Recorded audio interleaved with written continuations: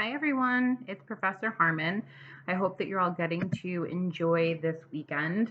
The weather has been beautiful, and so I hope that you are social distancing, being able to get out and enjoy some of the beautiful outdoors.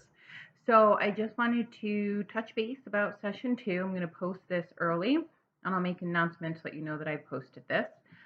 That way you can, access it if you need to.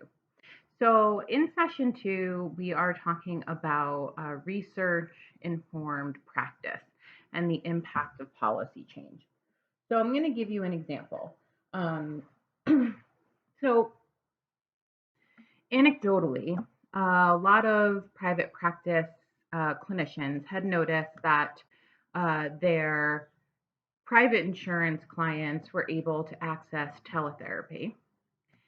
Meanwhile, their Medicaid clients were not.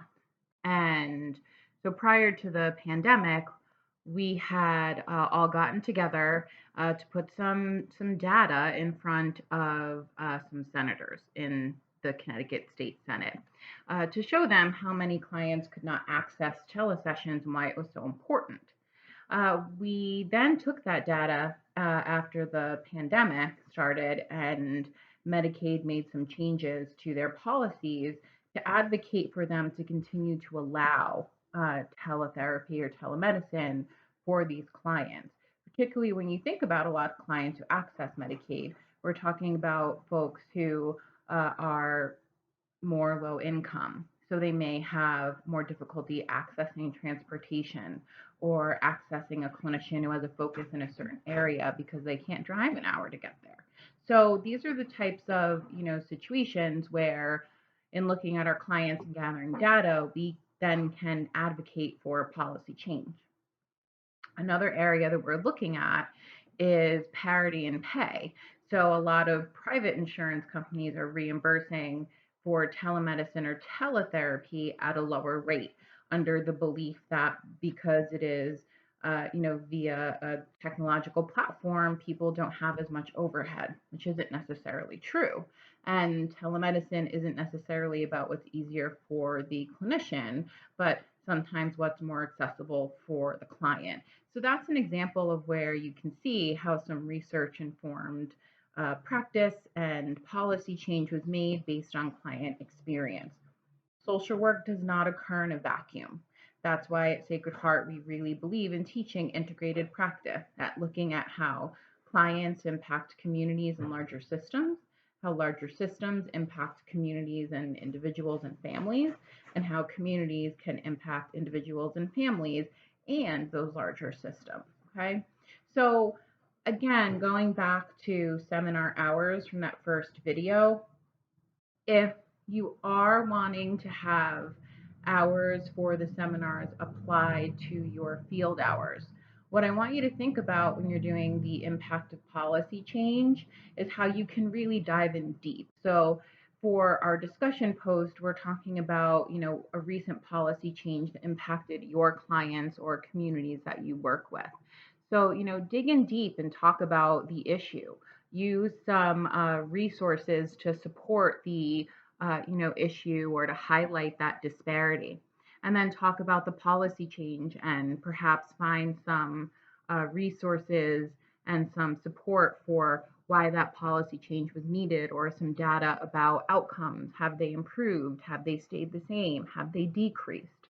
If all your response is just a paragraph sort of outlining that, it's hard to give an hour and a half's worth of credit for that. So we'll talk more about it individually over the next week or two, but I want you to really try to dig in deep if you're looking for the seminar hours for that. Okay. The other piece is your agency presentation. So what you're going to do this week is really a narrated PowerPoint, and I was able to do it. So if anyone is struggling, please let me know and I can help walk you through that. I'm not super tech savvy, but that I managed to do. So this assignment is for you to talk about your agency. Now, I know there are some of you who haven't started your placements yet. However, try to do some research on that agency. Tell us about the history. Tell us about the programs and the community that they serve. What are you going to be doing? in your role. If you don't know that yet, tell us about the program that you anticipate being able to do that.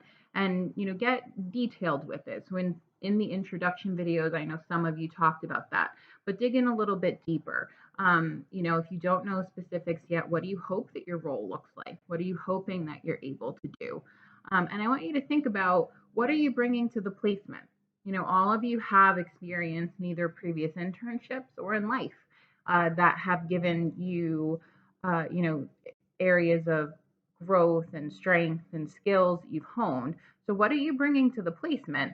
And what do you see as areas that you still want to learn in or need to grow in, that you see in this placement as an opportunity for growth?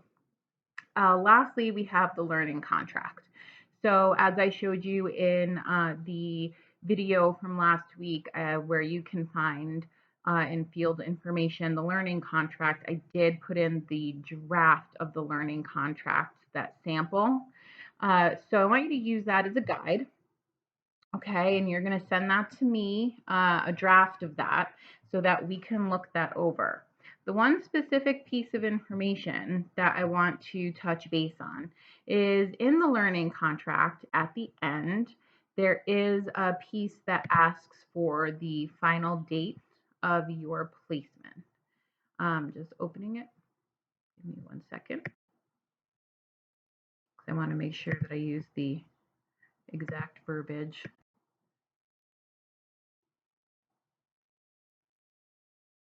Okay, so it's going to be on, let's see,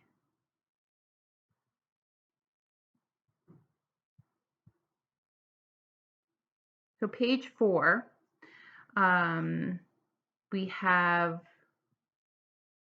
student responsibilities, section A, weekly schedule, including start and end dates. And so what I want you to do is to figure out, what is the end date, not of this semester, but of your entire internship. So I want you to talk with your supervisor about, what that end date looks like. The last day of field for Sacred Heart is December 11th. However, you may be in a setting that needs you to go beyond that. So, for example, if schools are back in session, they may ask you to stay until, they break for winter break, and that might be December 18th. You may come back and email me and say, what, I talked to the agency and they're really wrapping up things on, December 4th. Is it okay if I end that date? So I want you to engage in a conversation with your supervisor in looking at what are, the end dates of placement, and for you to look at, doing 14 hours a week, 16 hours a week, 18, whatever it is that you are supposed to be doing, where that will lend you in terms of your hours. Okay. I'm also going to send an email to everyone scheduling times this week and next weekend for us just to touch base about hours, things like that. I sent an email to all of your supervisors introducing myself, and I think that's it for right now. So enjoy the rest of your weekend. Take care, and I'll talk to y'all soon.